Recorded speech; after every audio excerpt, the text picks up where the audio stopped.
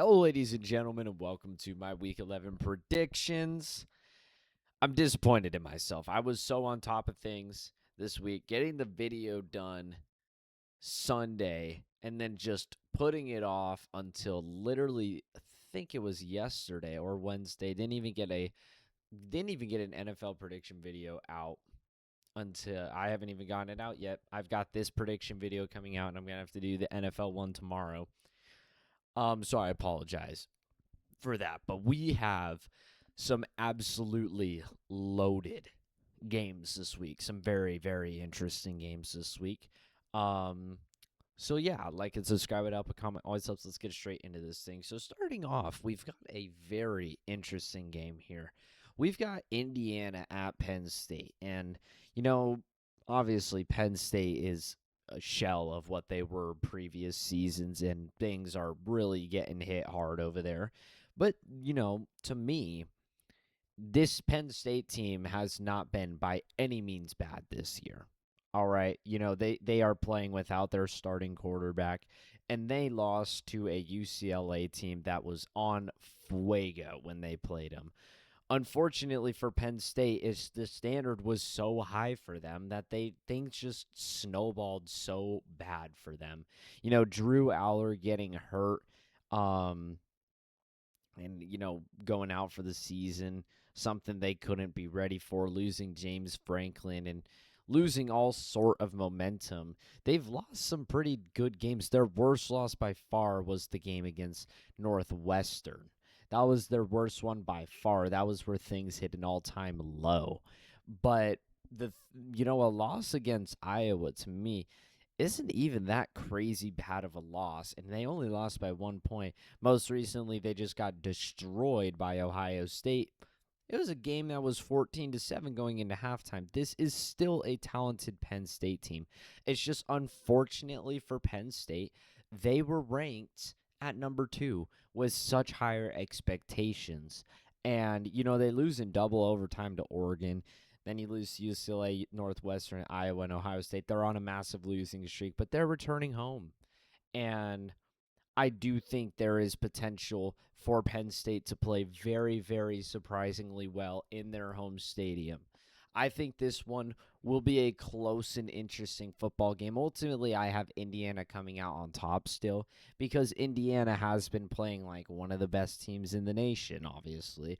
They've kind of only destroyed teams all season except for Iowa, a game that was actually fairly close at the time.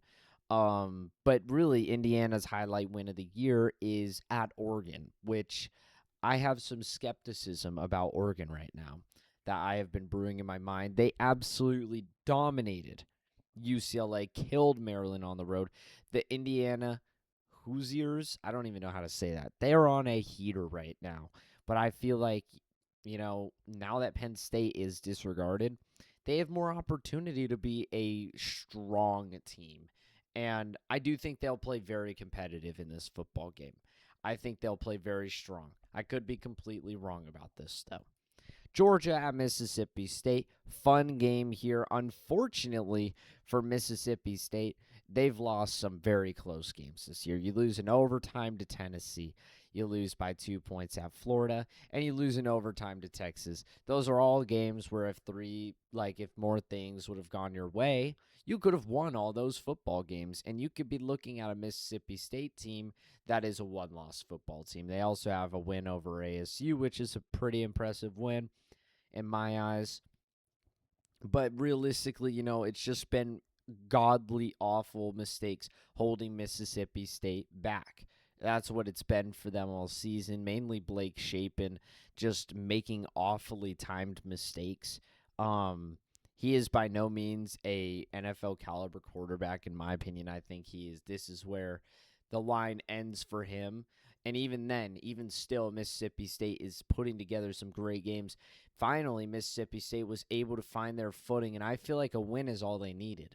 They got the win over ASU, and they were doing things great, and they brought that momentum into the Tennessee game. But 2 defensive touchdowns that were given to Tennessee, took the breath out of Mississippi State, and they went on a big game losing streak where they just couldn't grasp onto that win. And not only did they beat Arkansas, they were down 35-21 on the road, and they came back and won the game, which was extremely impressive to me. And Mississippi State, to me, they've got a very solid offense and a relatively very good defense, in my opinion. A lot of their games end up in the higher scoring category because Mississippi State's defense they're like ASU, honestly. They have these portions where they're shut down, locked down, no points. But then they have these areas of the game where they allow a lot of big plays to happen. I feel like their best defensive performance was probably against Tennessee. That sounds crazy to say with the final score being 41-34, but after all, more points will be scored if the clock continues. 7 points came in overtime. And yeah, I think only 7 points came in overtime. Yeah. 7 points came in overtime, and 14 of Tennessee's points were scored off of the defense, which Tennessee's defense is not good. It was Blake Shapen making awfully timed mistakes. So 21 of Tennessee's 41 points came from either overtime, which is extended minutes, or a defensive touchdown. I feel like Mississippi State's defense is in a pretty particularly good performance, pretty good area. They play competitive. They play strong. And like I said, when the game ultimately against Texas, they were holding Texas to 21 points all game before, like I said, the defense just started to make mistakes. It's just like ASU. It's literally just like ASU. And even still, Texas scored 7 points in overtime, and they had a punt return. So 14 points weren't even allowed by the, extended minutes, all right? Like, you got to understand what I'm trying to say there. Like, if we're going to look at every game for teams from a certain point of view, when points go to overtime, extended minutes, we're expecting more points to be scored because the game continues. You can't compare a game that's 4 quarters to a game that's 5 quarters. That's not fair. That's what I'm trying to say here. So 14 points, a punt return, and a touchdown in overtime.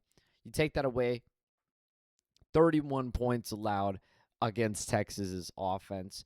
That's a decent amount. I'm not going to lie. Like, that wasn't my favorite performance by Mississippi State's defense, but it was still a doggone performance. They also failed 3 of their 4 fourth down conversions, Mississippi State did, which led to some points for Texas.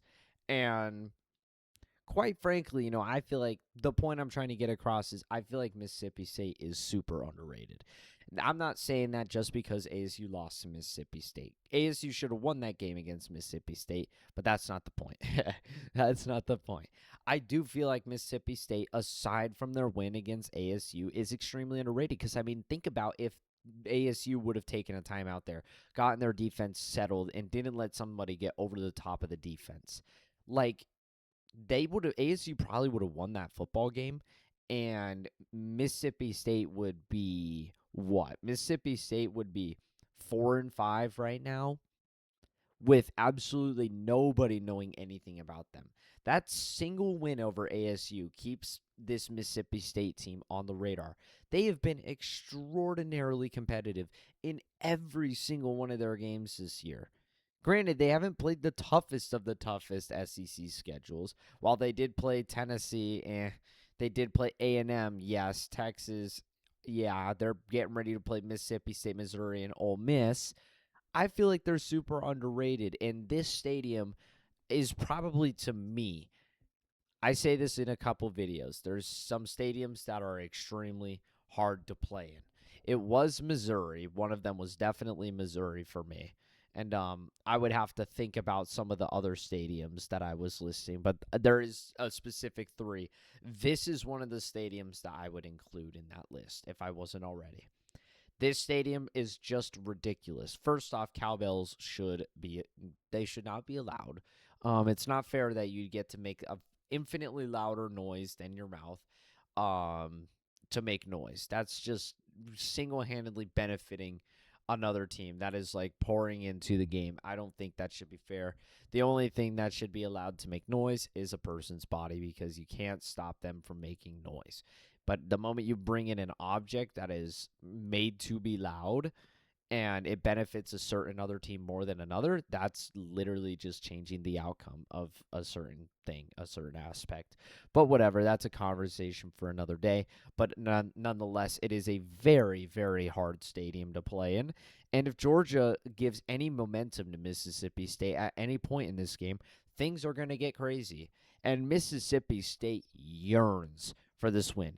They have lost 2 games to ranked opponents in the SEC in overtime, to Tennessee and to Texas at their home stadium. Might I point out. The other 3 games, they've won one of those 3 games on the road. And those were all road games. Most of their home games, they have played extraordinarily well. Obviously, a win over ASU and 2 overtime losses to teams that are not bad. I mean, Tennessee is at the bottom of the top 25. Texas is well within the top 25. I think those are very, very good performances, especially considering Tennessee won that game because Blake Shapen shat the bed and turned the ball over twice, which led to 2 defensive touchdowns. If you don't do that, Mississippi State wins that football game. But the point I'm trying to get across is that I think Mississippi State is super underrated, and they are extremely good in their home stadium. Georgia's favored by 9.5 points.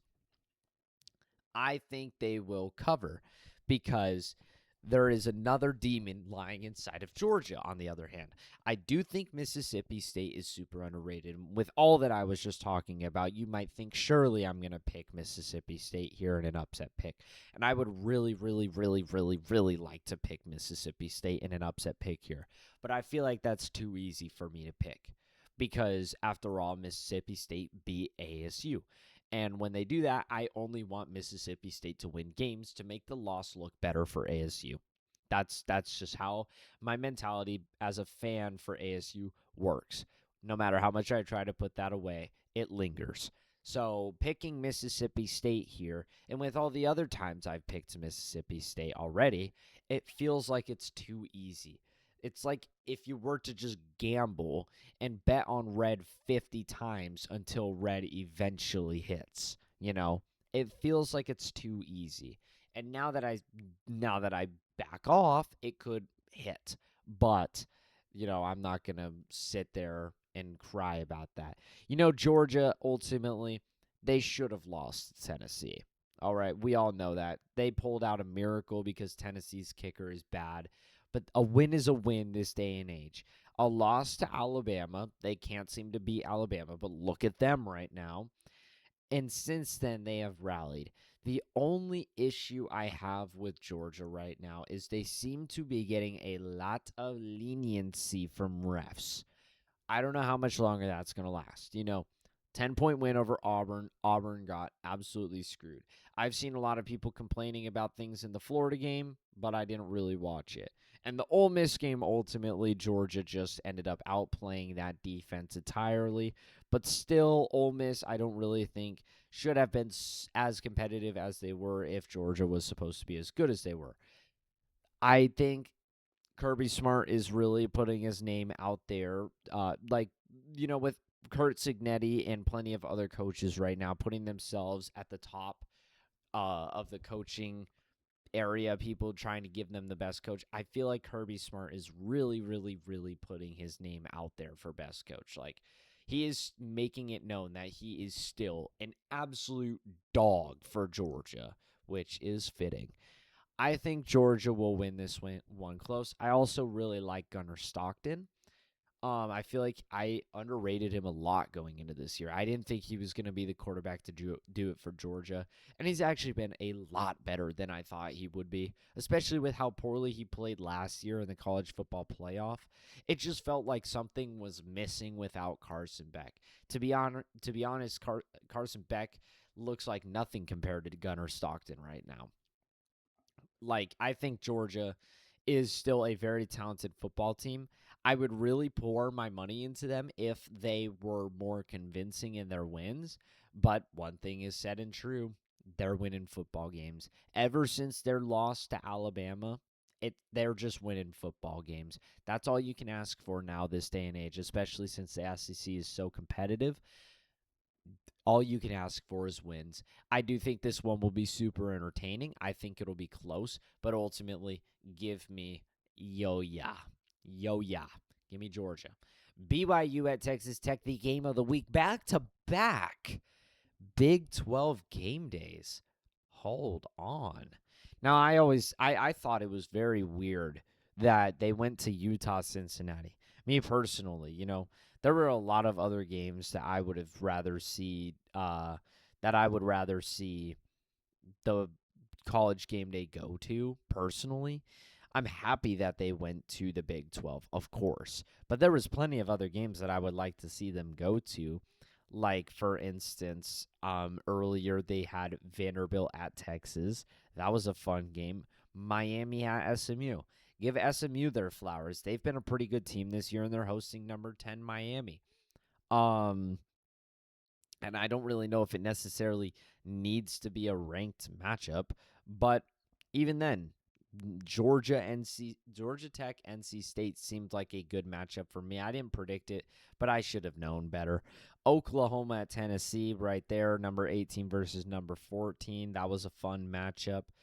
Arkansas State at Troy, big one right there. And then Cincinnati, Utah. Now, Cincinnati, Utah was definitely up there for one of the games, but me personally, I had other candidates that I would have rather seen them go to, but I'm happy they went to a Big 12 school, so I'm not complaining.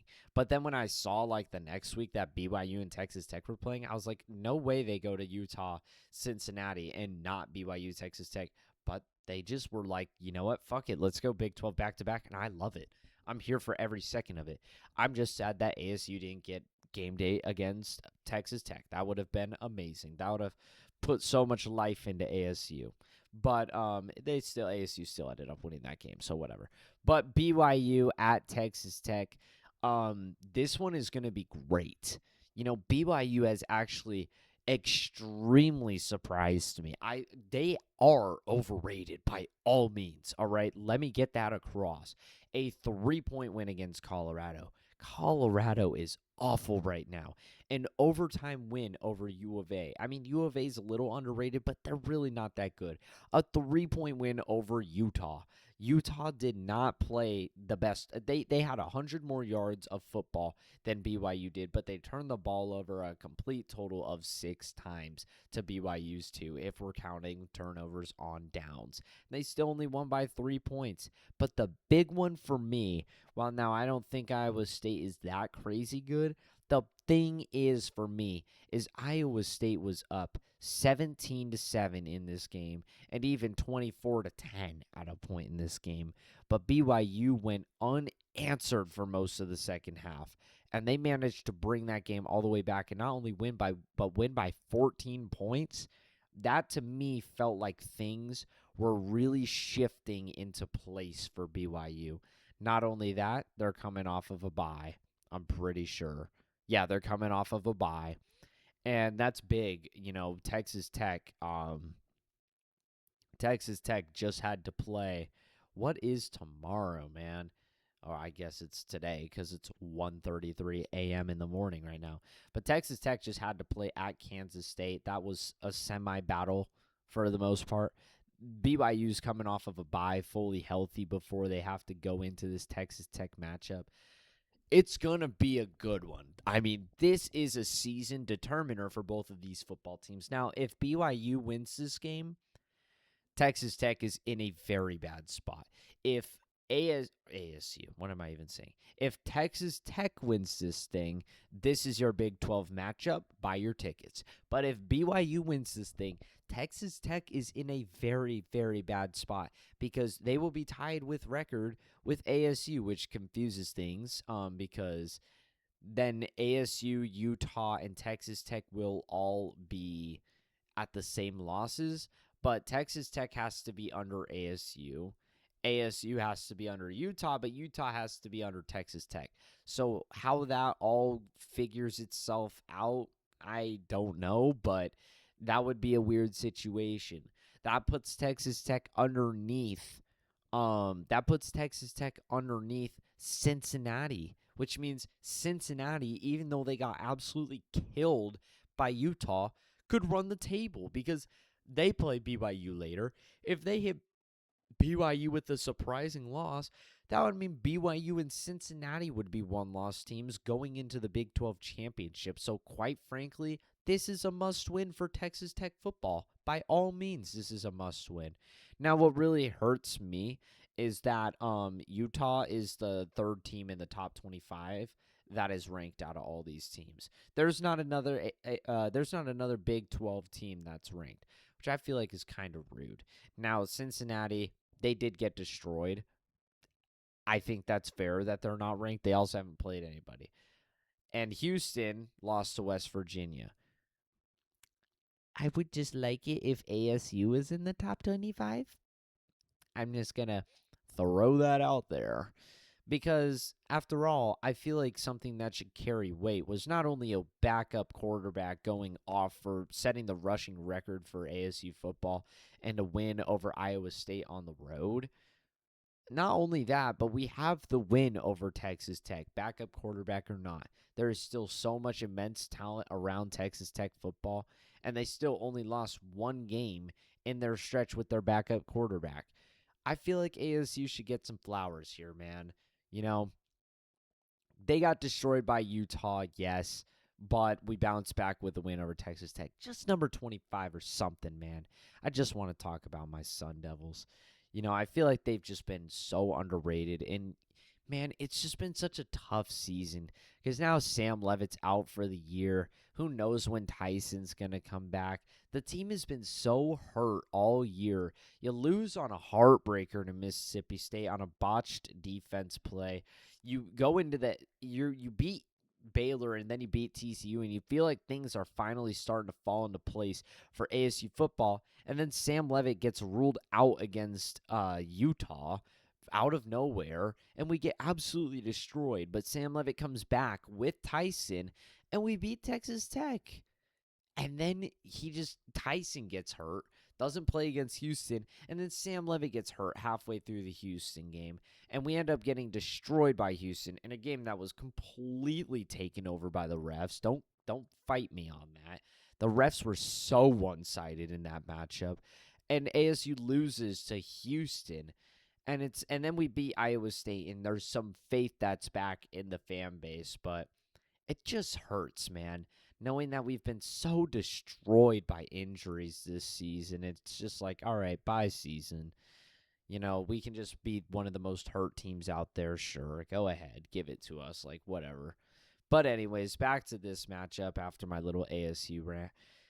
BYU has been super impressive, but Texas Tech they've been the big baller. They've been the big ballers, all right? Yes, they lost to ASU, but that, after all, was with a backup quarterback, and that's their only loss since. ASU that was probably the most healthy matchup ASU's played all season. And, you know, oh, it feels so good looking at that final score, man. It feels so good looking at ASU winning that one. Oh, that made me so happy. But, I mean, Texas Tech is a great football team, and they are, I would assume, a different monster with their starting quarterback, as their fan base would like to make you think, even though this freshman quarterback that was playing for them isn't supposed to be their quarterback for the future, whatever. But I guess Baron Morton is that guy. From when I've seen him, he hasn't looked super crazy good, but there's so much talent on this Texas Tech football team. It's hard to not believe these guys. But BYU, dude, you know, unranked, you lose Jake Retzloff, and it's like the team that was BYU last year is gone. Wrong. And it's a different demon this year. They're undefeated, and they're going stronger, arguably stronger than they were last year. I don't remember what BYU's highest ranking was last year. I wonder if I can actually check on the ESPN app here. I feel like I can. If I remember correctly, there's like an area. Yeah, there is. Holy moly. I can go back to last year. Oh wow, look at that. ASU number 7. That could make me cry. But let's go to week 10. How about BYU is up to number 9? Let's try week 11. BYU still number 9.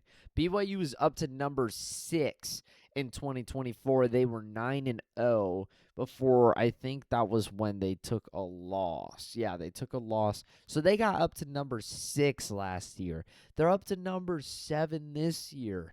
So this is by all means not a different monster after all. I mean, BYU was up to number 6 last year, but this is still a good ass BYU team. Oh, get that out of here.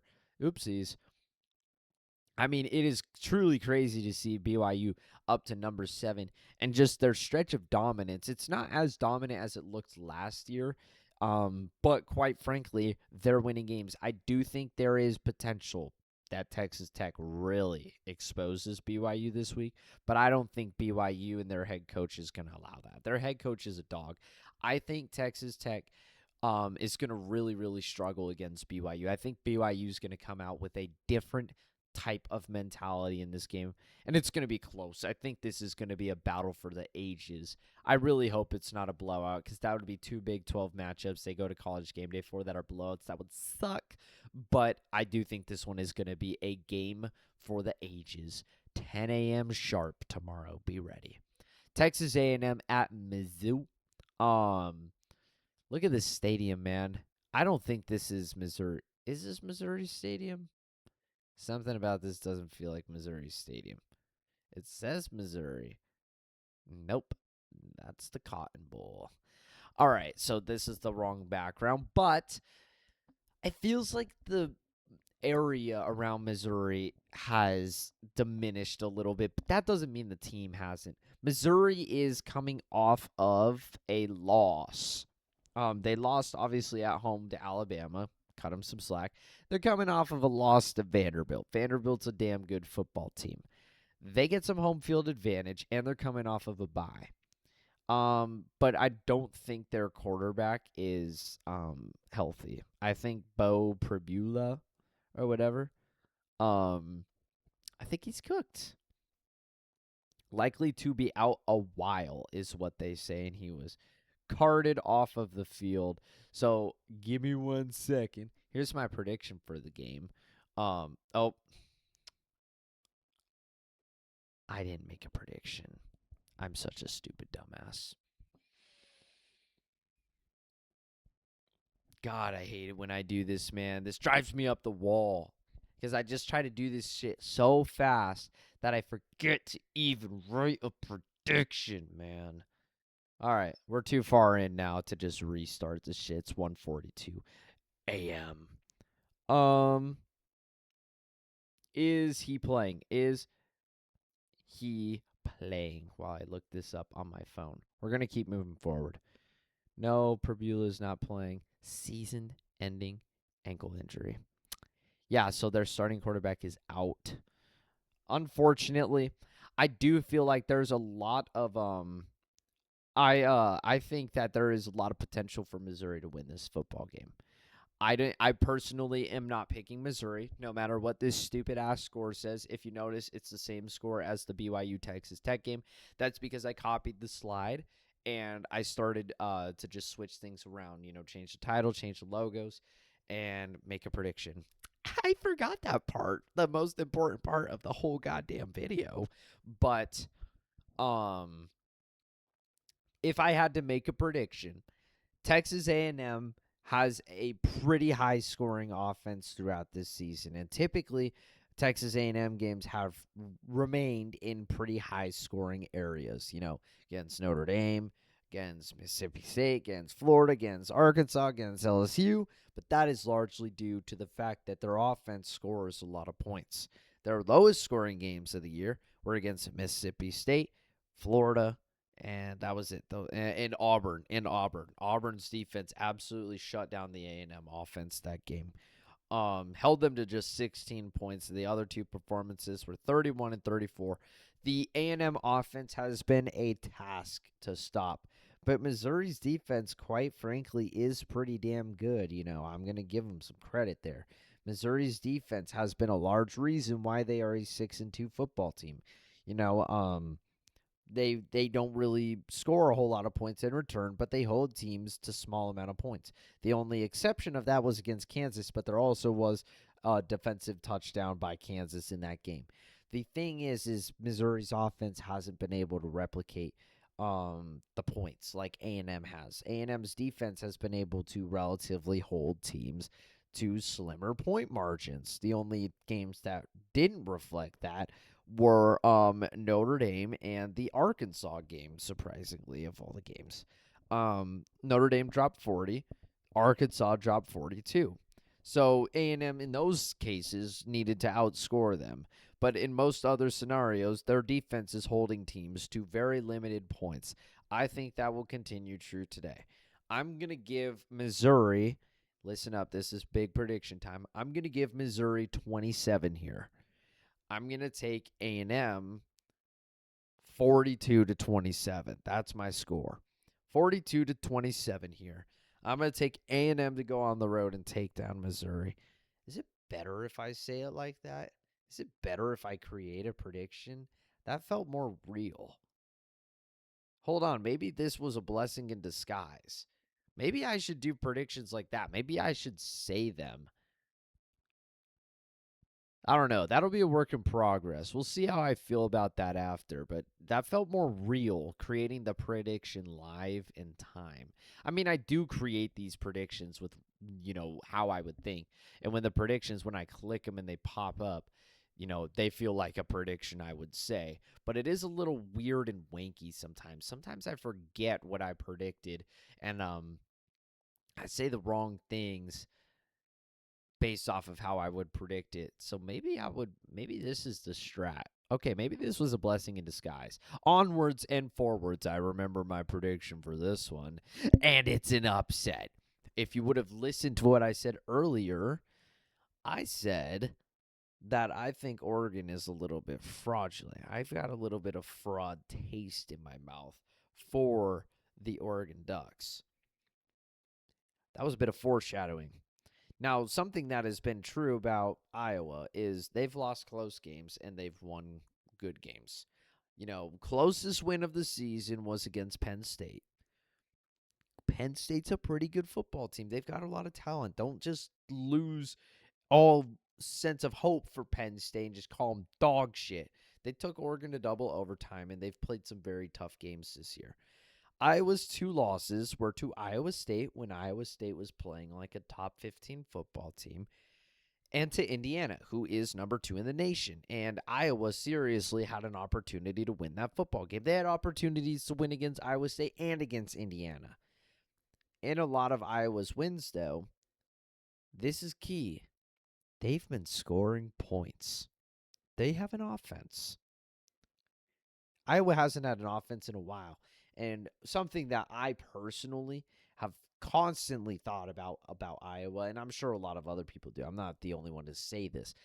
Iowa with an offense, these Iowa teams that we've had in the past couple of years, if they had an offense that could put up a decent amount of points, they would be extremely scary football teams because those defenses are extremely locked down.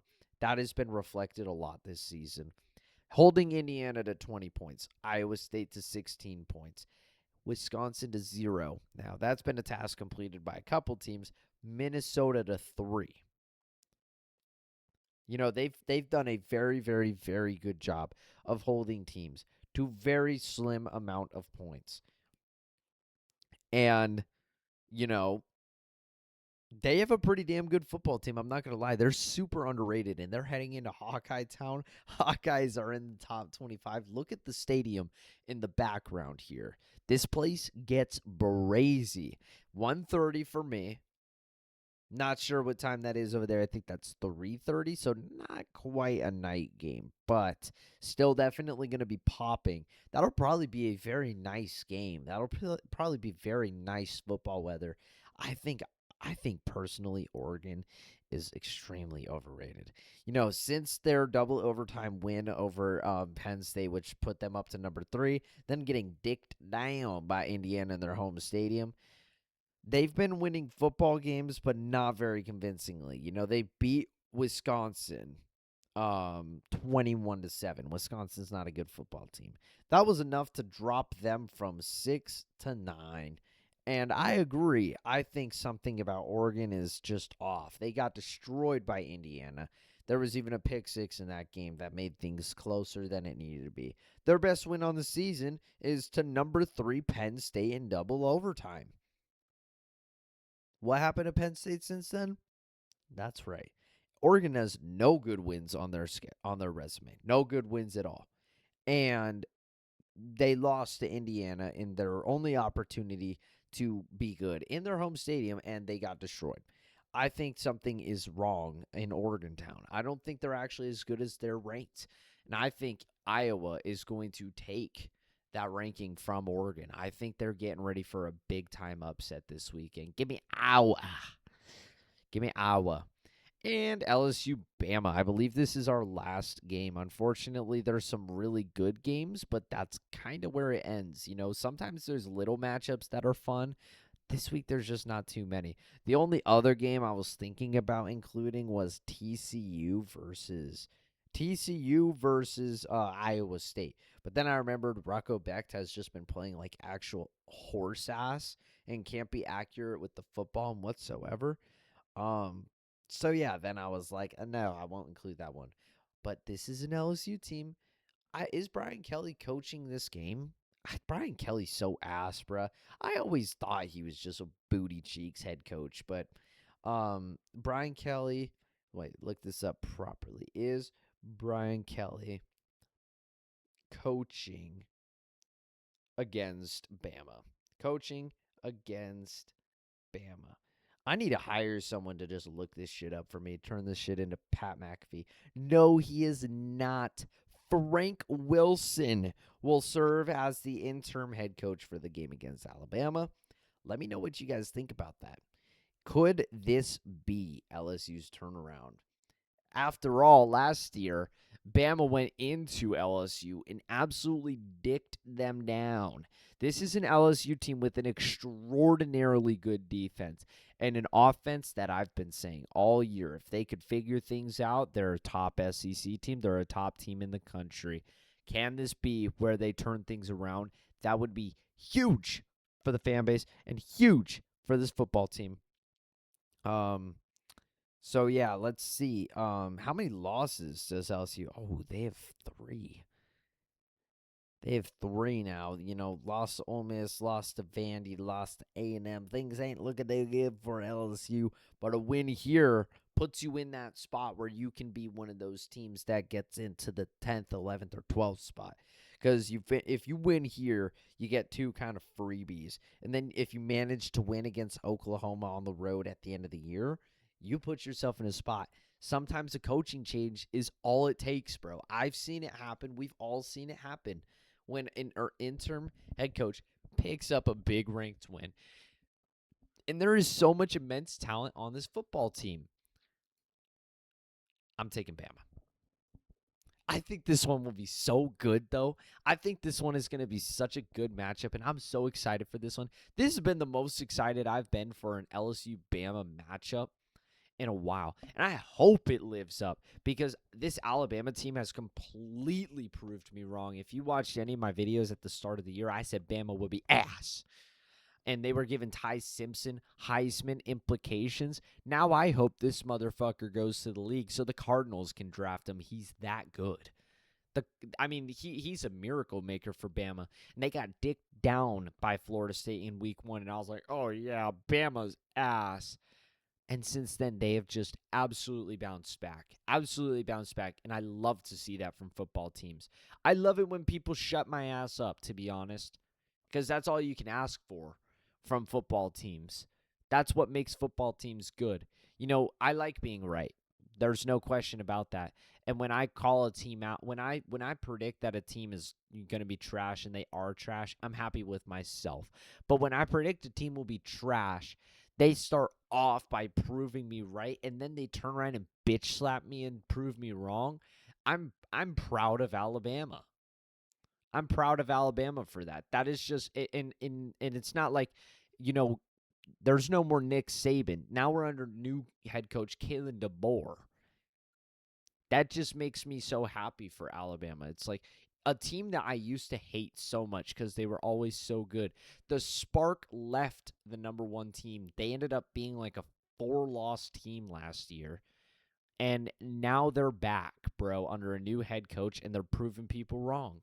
Crazy to think about, crazy to look at.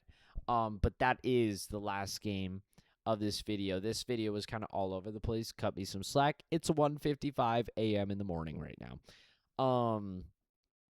But yeah, I hope you guys enjoyed. A like and subscribe would help. I'm going to try and get that NFL prediction video out tomorrow. It's honestly, I would have picked the Broncos in that matchup, ain't no question, but definitely wouldn't have gotten that score right. So there's no real worry about missing that one. That was such a shitty football game to watch. And Jalen Green is the best basketball player ever, and Devin Booker is the GOAT. The Suns look pretty good right now. And Kyler Murray's time in the desert is over. So with that being said, a like and subscribe would help. A comment always helps. That's all for me. Adios.